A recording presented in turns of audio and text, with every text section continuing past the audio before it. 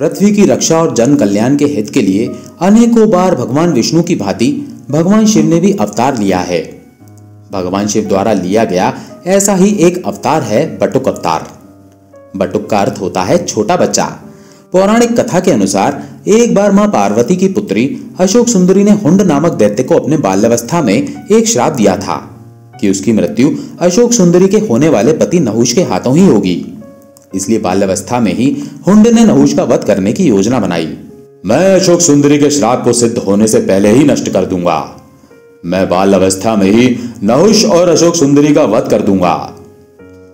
हुंड की ऐसी इच्छा जानकर अशोक सुंदरी परेशान होकर सोचने लगी, मुझे ये बात माता श्री को बतानी होगी। और ऐसा सोचकर वो माता पार्वती के पास पहुंचकर कहने लगी, माता श्री, मेरा हृदय व्याकुल हो रहा है। माता पार्वती ने अशोक सुंदरी से उसकी परेशानी का कारण पूछा तो अशोक सुंदरी ने बताया, माता श्री, हुंड राक्षस नहुष को मारने के लिए निकल चुका है। वो नहुष का वध करने वाला है। उसको रोक लीजिए माता श्री, नहीं तो अनर्थ हो जाएगा। ये सुनकर माता पार्वती क्रोध में आ गईं। हुंड राक्षस की इतनी हिम्मत कि वो नहुष की हत्या करने का साहस कर बैठा। आज हुंड दैत्य को मेरे हाथों से कोई नहीं बचा सकता। देवता ऋषि मुनि सब हुंड के प्रकोप से तंग आ चुके हैं। अब मुझे उसका संहार करना ही होगा। देखते ही देखते मां पार्वती मां काली के रूप में आ जाती हैं। उनका क्रोध बढ़ रहा था। वो हाथों में खड़ग लिए हुंड के वध के लिए निकल पड़ती हैं। किंतु यदि वो हुंड का वध कर देती तो वो प्रकृति के खिलाफ हो जाता, क्योंकि हुंड दैत्य का वध नहुष के हाथों ही लिखा था। इसीलिए मां काली को रोकना जरूरी था।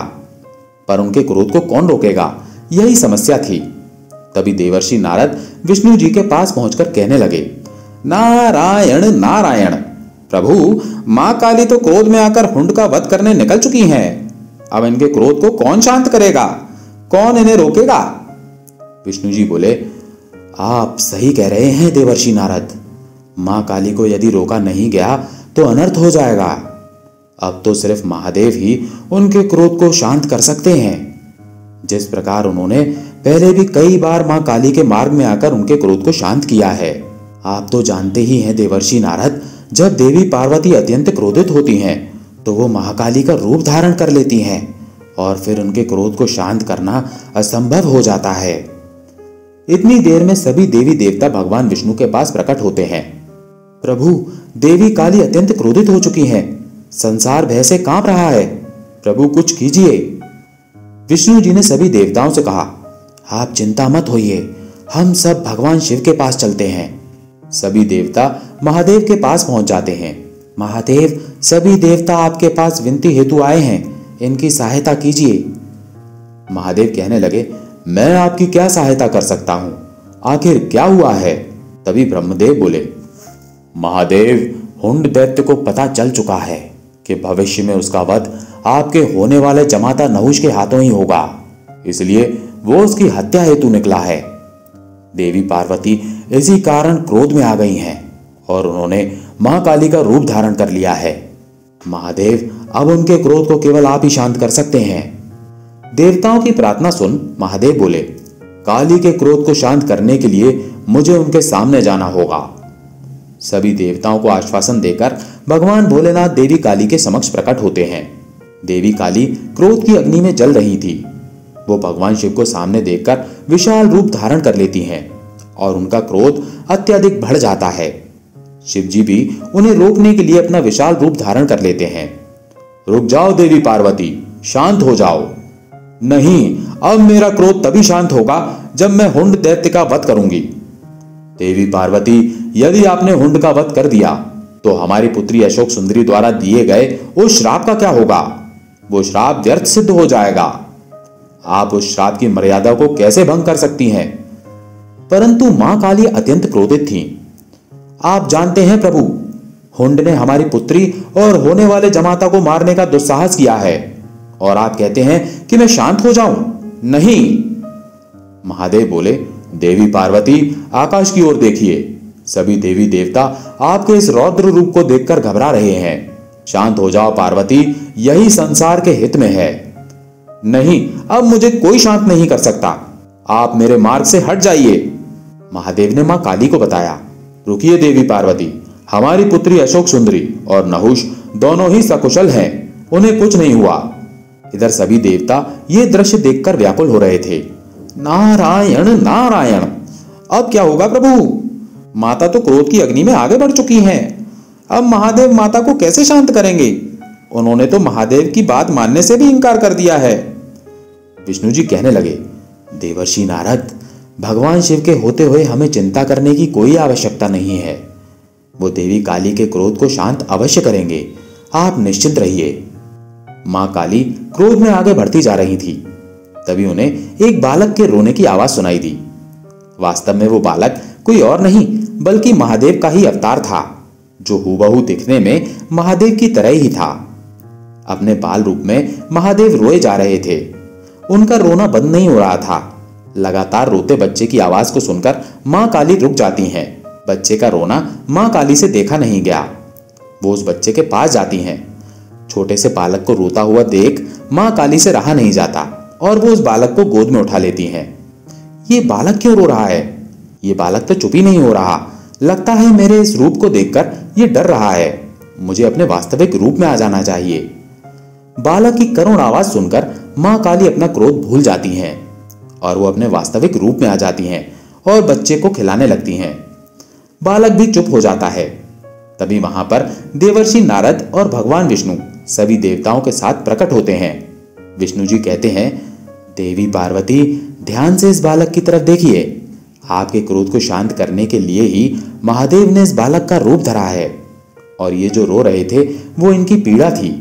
ये जानते थे कि आप इस समय अत्यंत दुखी हैं और आपने अपने क्रोध को और अपने दुख को क्रोध में परिवर्तित कर लिया है और क्रोध विनाशकारी होता है। इसलिए आपके क्रोध को शांत करने के लिए ही महादेव ने इस बालक का रूप धरा था। आज ये सिद्ध हो गया कि अत्यंत क्रोध को अत्यंत प्रेम भाव से ही शांत किया जा सकता है। महादेव, आज से आपके इस बाल रूप को बटुक अवतार के रूप में जाना जाएगा। सभी देवी देवता भगवान शिव और माता पार्वती पर फूलों की वर्षा करने लगे। उस दिन से भगवान शिव के बटुक अवतार को भक्तगण पूजने लगे। शिवपुर गांव में एक बहुत ही पुराना पेड़ था, जिस पर एक कौवा और कोयल दोनों रहते थे। एक बार दूसरे गांव से आए दो युवक उस पेड़ के नीचे आकर बैठ गए। कोयल अपनी मधुर आवाज में गाने लगी। उसे सुनकर उनमें से एक युवक कहने लगा, वाह, कितनी मधुर आवाज है इस कोयल की। इसके गाने ने तो मानो हमारी सारी थकान पल भर में ही गायब कर दी। कितना आनंद आ रहा है इसका गीत सुनकर। ऐसा लग रहा है ये सारा दिन ऐसे ही गाती रहे और हम इसके मधुर गीतों में खोए रहें। कुछ देर गाने के बाद कोयल चुप हो जाती है। तभी कौवा कांव कांव करना शुरू कर देता है। इस कौवे ने तो सारा मजा ही किरकिरा कर दिया। कौवे की कर्कश आवाज सुनकर उन दोनों राहगीरों ने पेड़ पर पत्थर मारना शुरू कर दिया। कौवा डरकर वहां से भाग गया। कुछ देर बाद जब दोनों वहां से चले गए, तब कौवा आकर उस पेड़ पर वापस बैठ गया। कौवा रोते हुए कोयल से कहने लगा, भगवान ने मेरे साथ बड़ा ही अन्याय किया है। कोयल कहने लगी, ऐसा क्यों कहते हो? तुम्हारे साथ कौन सा अन्याय हुआ है? देखो ना बहन, एक तो भगवान ने मुझे इतना काला रंग दे दिया और ऊपर से आवाज भी कर्कश वाली दे दी। जहां भी बैठकर कुछ बोलना चाहूं तो लोग आवाज सुनकर पत्थर मारने लगते हैं। और एक तुम हो, भले ही तुम्हारा रंग काला है, लेकिन बोली इतनी मीठी है कि तुम्हें सभी सुनना चाहते हैं। तुमसे कोई नहीं भागता। ये सुनकर कोयल बोली, यही तो विधाता का खेल है मेरे भाई। वो जिसे जैसा बनाता है उसे वैसे ही स्वीकार करना पड़ता है। तुम मुझे कोई ऐसा उपाय बताओ जिससे कि मेरी भी तुम्हारी तरह मधुर आवाज हो जाए। कोयल बोली, ये तो कोई नहीं कर सकता कि तुम्हें कोयल बना दे, सिवाय भगवान शिव के। विधि के विधान को बदलने की क्षमता तो केवल शिव जी के ही पास है। एक वही हैं जो ब्रह्मा जी के लेख में परिवर्तन कर सकते हैं। अगर तुम कैलाश जाकर शिव जी से प्रार्थना करो तो वो तुम्हारी सहायता जरूर करेंगे। कौवा वहां से उड़कर 2 दिन का सफर तय करके कैलाश शिव जी के पास पहुंच जाता है और वहां पहुंचकर महादेव को प्रणाम करता है। महादेव उससे कैलाश आने का कारण पूछते हैं। कौवे ने अपनी सारी व्यथा शिव जी को सुना दी। उसकी कहानी सुनने के बाद शिव जी बोले, हे काग, तुम इतने दुखी ना हो। तुम जैसा चाहते हो मैं तुम्हें वैसा बना दूंगा, किंतु मैं चाहता हूं कि कोयल बनने से पहले तुम एक बार कोयल से जाकर पूछ लो कि वो कितनी सुखी है। शिव जी की बात सुनकर कौवा कोयल के पास जा पहुंचा और उसको अपनी और शिव जी के बीच हुई सारी बात बता दी। फिर कोयल उससे कहने लगी, भैया मेरी आवाज भले ही मीठी है पर रंग काला है, अंधेरे में मैं दिखाई नहीं देती। मुझसे अच्छी जिंदगी तो हंस की है जो इतना सफेद है, उसे सभी देखना चाहते हैं। वो सारा दिन सरोवर में रहता है, वो कितना सुंदर लगता है। कोयल की बातें सुनकर कौवे का मन बदल गया और वो फिर शिव जी के पास पहुंचा। प्रभु, अब मुझे कोयल नहीं बनना, वो तो अपनी जिंदगी से खुश नहीं है, किंतु हंस जरूर अपनी जिंदगी से खुश होगा, तो आप मुझे हंस बना दीजिए। महादेव बोले, ठीक है, मैं तुम्हें जरूर हंस बना दूंगा, पर एक बार जाकर तुम हंस से पूछ कर आओ कि वो कहीं अपनी जिंदगी से दुखी तो नहीं है। कौवा एक बार फिर उड़कर हंस के पास पहुंचा। भाई, मैं तुमसे कुछ पूछना चाहता हूं। पूछो भाई, क्या पूछना चाहते हो? तुम तो अपनी जिंदगी में बहुत खुश हो गए ना? नहीं भाई, मुझे हमेशा डर लगा रहता है कि कहीं कोई मेरा शिकार ना कर ले। लेकिन तुम्हारा शिकार कौन करेगा? आजकल हर कोई पानी में रहने वाले पशु पक्षियों को मारकर खा लेते हैं। मुझे तो हर समय यही डर रहता है कि कहीं कोई मुझे मार ना दे। यही मेरी जिंदगी है। सच कहूं तो जिंदगी तो तोते की अच्छी होती है, हरा हरा रंग और लाल लाल चोंच। हंस की बात सुनकर कौवा तोता बनने की ख्वाहिश पाल लेता है और वो शिवजी के पास जाकर कहता है, प्रभु, मुझे तोता बना दीजिए। महादेव फिर कहते हैं, कागराज, तुम एक बार तोते से जाकर पूछो कि कहीं उसको भी अपनी जिंदगी से कोई शिकायत तो नहीं है। उसके बाद कौवा तोते के पास चला जाता है और उससे पूछता है, दोस्त, तुम तो अपनी जिंदगी में बहुत खुश हो गए, तुम्हें कोई शिकायत नहीं होगी। तुम अपनी इस चोंच से स्वादिष्ट खाना खाते हो, हरा हरा सा खूबसूरत रंग है तुम्हारा, लाल लाल सुंदर सुंदर चोंच है तुम्हारी, देखने में कितने सुंदर हो, सब लोग तुम्हें मिट्टू कहकर बुलाते हैं। तोता कहने लगा, दोस्त, मेरी सुंदरता ही तो मेरी जान की दुश्मन है। मुझे हमेशा डर सताता रहता है कि कहीं कोई मुझे पकड़कर पिंजरे में ना बंद कर दे, मेरी आज़ादी ना छीन ले। असली सुंदरता तो मोर के पास है, सुंदर सुंदर पंख, और जब वो नृत्य करता है तो कितना सुंदर लगता है। तोते की बात सुनने के बाद कौवा शिवजी के पास गया और बोला, प्रभु, ना ही मुझे हंस बनना है और ना ही तोता, कृपया करके मुझे मोर बना दीजिए। मोर तो अपनी जिंदगी से बहुत खुश होगा। महादेव फिर बोले, कागराज, तुम एक बार मोर से भी पूछ लो, उसे अपनी जिंदगी से कोई शिकायत तो नहीं है। कौवा मोर को ढूंढने गया, लेकिन वो उसे कहीं दिखाई नहीं दिया। काफी ढूंढने के बाद वो उसे एक चिड़िया घर में मिलता है। कौवा उससे कहता है, भाई, तुम दिखने में कितने सुंदर हो, जब तुम नाचते हो तो तुम्हारी खूबसूरती में 4 चांद लग जाते हैं। लोग तुम्हारे साथ फोटो खींचने में कितने खुश रहते हैं। और एक मैं काला कलूटा, अगर मैं किसी की छत पर भी बैठ जाऊं तो वो मुझे वहां से भगा देते हैं। ये सुनकर मोर बोला, अरे काहे की सुंदरता, इसी सुंदरता के कारण तो मैं आज पिंजरे में कैद हूं। अगर बाहर रहता हूं तो हर समय डर रहता है कि ना जाने कब कोई आकर मेरे पंख नोच ले, कहीं कोई मेरा शिकार ना कर ले। सबसे अच्छी जिंदगी तो तुम्हारी है, ना ही तुम्हें कोई पकड़ता है और ना ही तुम्हारा शिकार करता है। अपनी आजादी में रहते हो, लेकिन फिर भी ना जाने क्यों तुम्हें खुद से शिकायत रहती है कि तुम्हारा रंग काला है और आवाज बेकार है। सच कहूं तो यही तुम्हारा सुरक्षा कवच है। मैं तो ईश्वर से हमेशा प्रार्थना करता हूं कि अगले जन्म में मुझे कौवा ही बनाए। मोर की बातों को सुनकर अब कौवे को समझ में आ चुका था कि ईश्वर वही करता है जो हमारे लिए अच्छा होता है, ना कि वो जो हमें पसंद हो। ये सोचकर कौवा फिर शिवजी के पास पहुंचा और कहने लगा, प्रभु, मुझे ना तो तोता बनना है, ना कोयल, ना हंस और ना मोर। मैं जैसा हूं वैसा ही ठीक हूं। प्रभु शिवजी उसकी बात सुनकर हंसते हैं और कहते हैं, काग, यही तो मैं तुम्हें समझाना चाहता था। हमें किसी से खुद की तुलना नहीं करनी चाहिए, क्योंकि वो हमेशा दुख का कारण ही बनती है और हर कोई अपने आप में श्रेष्ठ है। अब कौवे को सारी बात समझ आ चुकी थी। वो शिवजी से आज्ञा लेकर खुशी खुशी वापस लौट जाता है। मां पार्वती ने भगवान शिव से एक प्रश्न पूछा, जिसके बाद भोलेनाथ ने एक कथा सुनाई और अमर हो गया कबूतर का जोड़ा। उसी अमर कथा से जुड़ी है ये पौराणिक कथा। एक बार नारद मुनि कैलाश पर्वत पर भगवान शिव से मिलने पहुंचे, पर उस समय महादेव वहां नहीं थे और माता पार्वती वहां अकेली थी।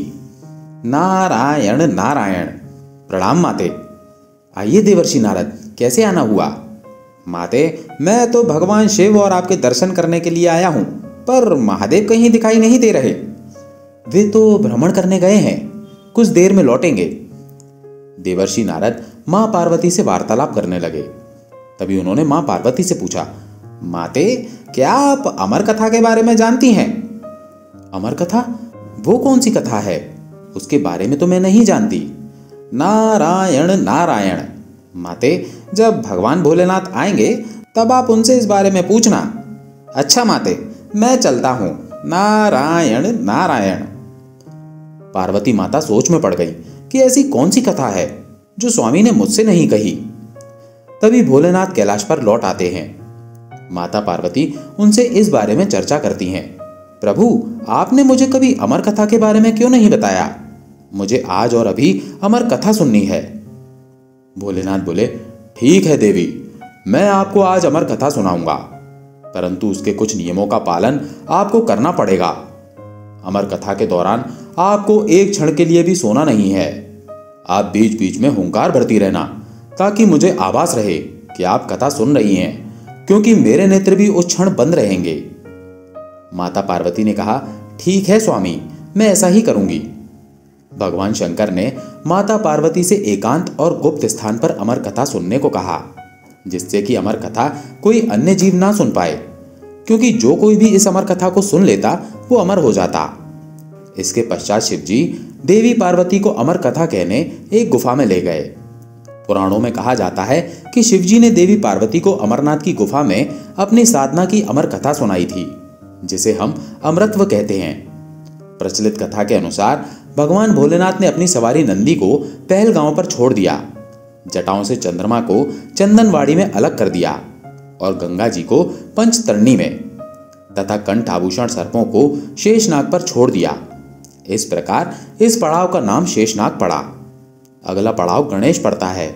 इस स्थान पर भोलेनाथ ने अपने पुत्र गणेश को भी छोड़ दिया, जिसको महागुड़ा का पर्वत भी कहा जाता है। पिस्सू घाटी में पिस्सू नामक कीड़े को भी त्याग दिया।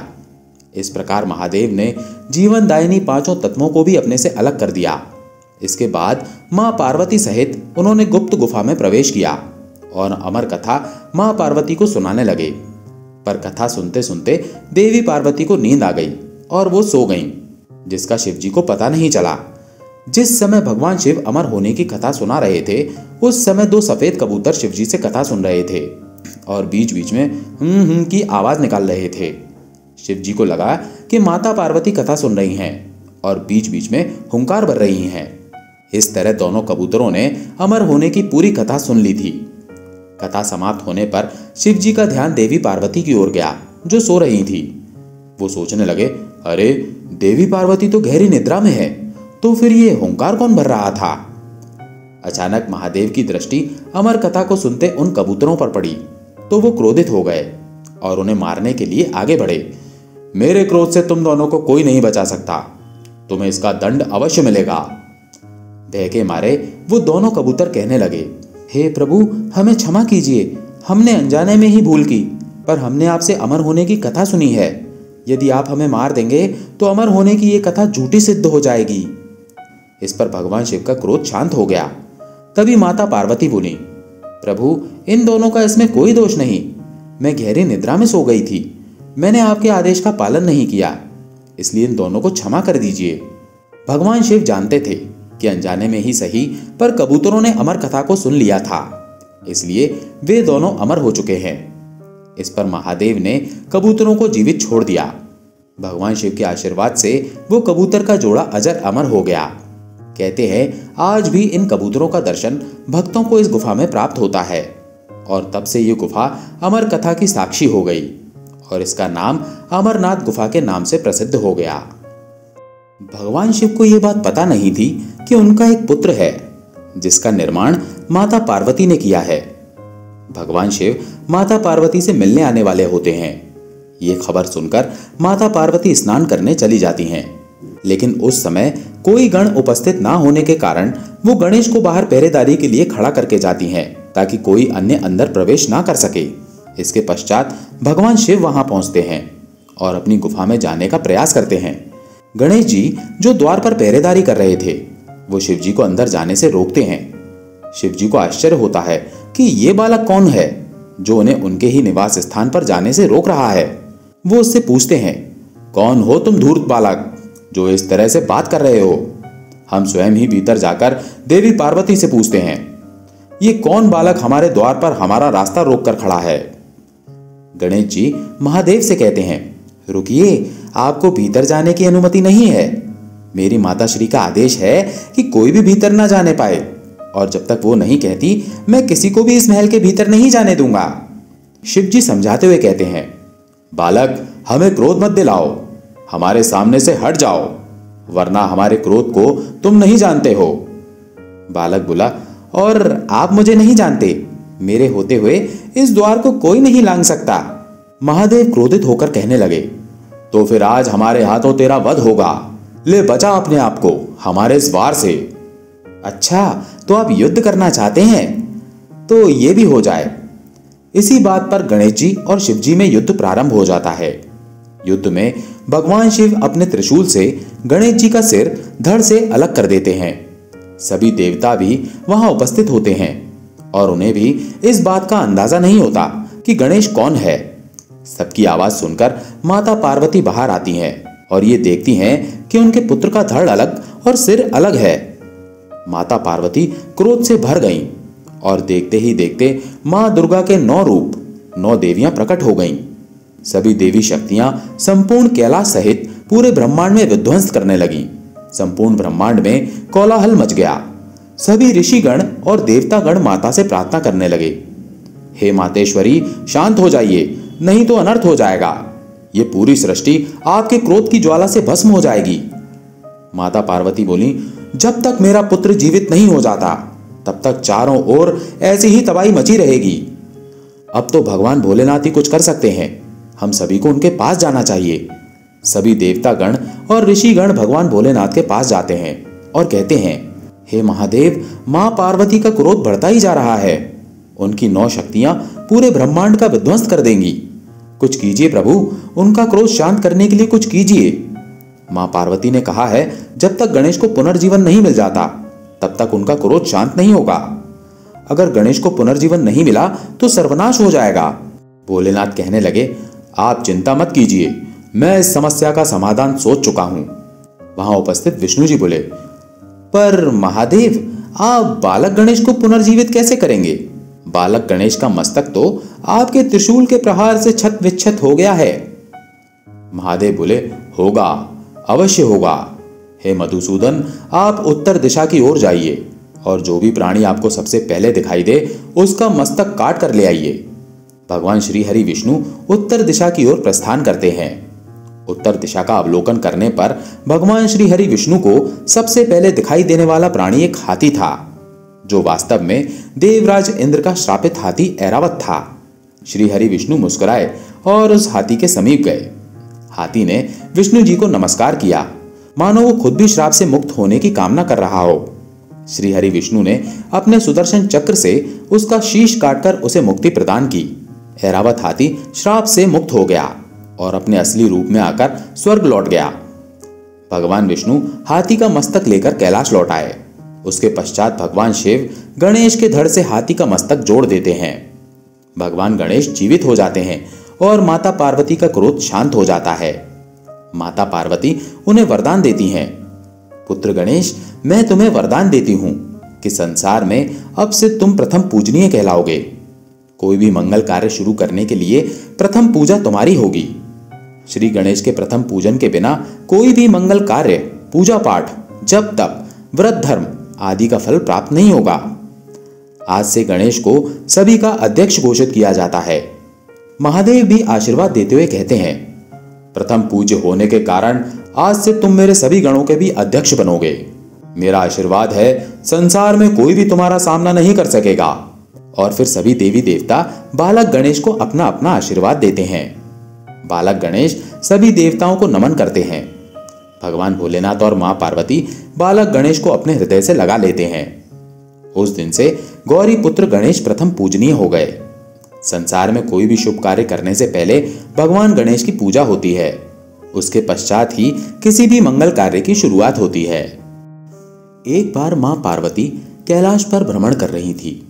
तभी उनकी नजर पृथ्वी लोक पर पड़ी, जहां एक मजदूर पूरा दिन मेहनत करके सिर्फ 200 रुपए कमाता है, वहीं एक सेठ उसी दिन 50,000 रुपए कमा लेता है। मजदूर उन 200 रुपए में कैसे काम चलेगा ये हिसाब लगाने लगता है। वहीं अमीर की तिजोरी पैसों से भरती जाती है। मां पार्वती गरीब और अमीर दोनों को देख रही थी। वो सोचने लगी, आखिर जिसे जो चाहिए उसे मिलता नहीं, और जिसके पास पहले से ही बहुत है उसे और मिल जाता है। इस प्रश्न का उत्तर तो महादेव ही दे सकते हैं। धरती का यह नजारा देखकर मां पार्वती भगवान शंकर के पास जाती हैं और कहती हैं, महादेव, मैंने देखा है कि धरती पर जो व्यक्ति पहले से ही गरीब और दुखी है उसे और ज्यादा दुख मिलता है, और जो सुख में है आप उसे दुख नहीं देते। ऐसा क्यों भगवान? ये आपकी कौन सी लीला है?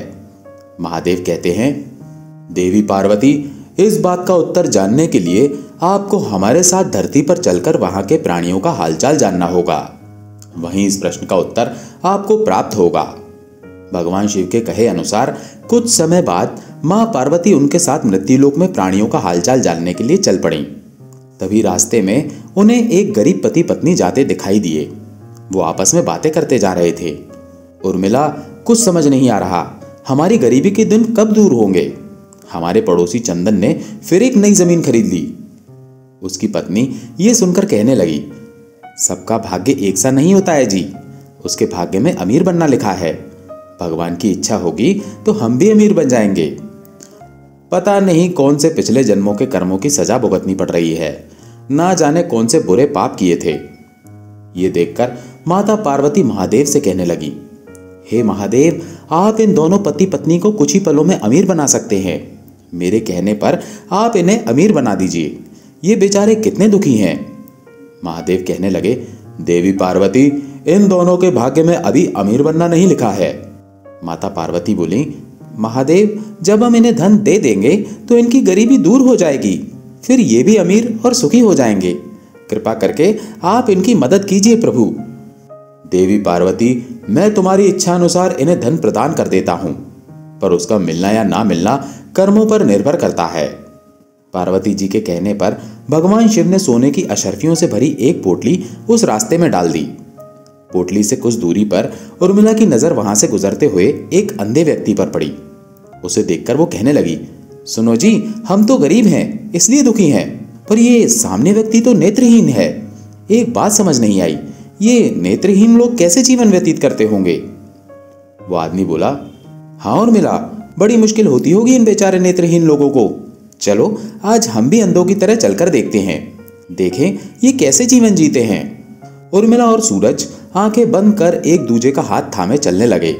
सोने की अशर्फियों की पोटली रास्ते में ही पड़ी रह गई और वे दोनों पास से ही गुजर गए। भगवान शिव बोले, देखा देवी पार्वती, इनके भाग्य में अभी गरीबी ही लिखी है। हम कुछ दिन धरती पर ही रहेंगे। यह मनुष्य रूप में रहकर मैं तुम्हारे मन की सभी शंकाओं को दूर करना चाहता हूँ। भगवान शिव और देवी पार्वती ने मनुष्य का रूप धारण किया और पति पत्नी के रूप में एक गांव के पास डेरा जमाया। शाम के समय देवी पार्वती भगवान शिव से बोली, स्वामी, मैं रसोई की तैयारी शुरू करती हूँ। यहाँ पृथ्वी लोक में यदि हम रहने आ ही चुके हैं तो हमें भोजन की भी व्यवस्था करनी होगी। मैं चूल्हा बनाने की तैयारी करती हूँ, आप तब तक भोजन बनाने की सामग्री ले आइए। माँ पार्वती चूल्हा बनाने के लिए बाहर से ईंट लेने गई। वहां एक टूटे फूटे मकान को देखकर वो सोचने लगी, चूल्हा बनाने के लिए मुझे ईंटों की जरूरत है। यहाँ एक जर्जर और टूटा मकान दिखाई दे रहा है, इसकी ईंट मेरे काम आ जाएंगी, यही ले लेती हूँ। चूल्हा तो तैयार कर लिया, महादेव आते ही होंगे।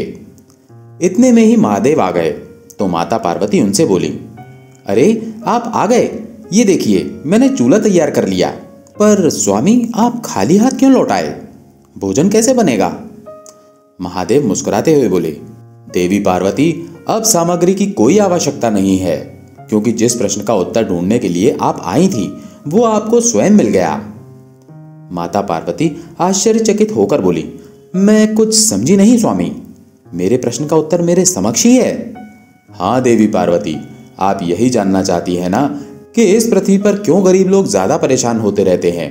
अच्छा ये बताइए, आप इस चूल्हे को बनाने के लिए ईंटें कहां से लेकर आई हैं? प्रभु, इस गांव में बहुत से ऐसे घर भी हैं जिनका रखरखाव सही ढंग से नहीं हो रहा है। उन पुराने घरों की जर्जर हो चुकी दीवारों से मैं ईंट निकाल कर ले आई। इसका मतलब जो घर पहले से खराब थे, आपने उन्हें और खराब कर दिया, जबकि आप मजबूत घरों की दीवारों से भी तो ईंट ले सकती थी। प्रभु, जो घर अच्छे और सुंदर दिख रहे थे, उन घरों के लोगों ने अपने घरों का रखरखाव बहुत अच्छी तरह से किया है। ऐसे में उन सुंदर घरों को बिगाड़ना मुझे उचित नहीं लगा।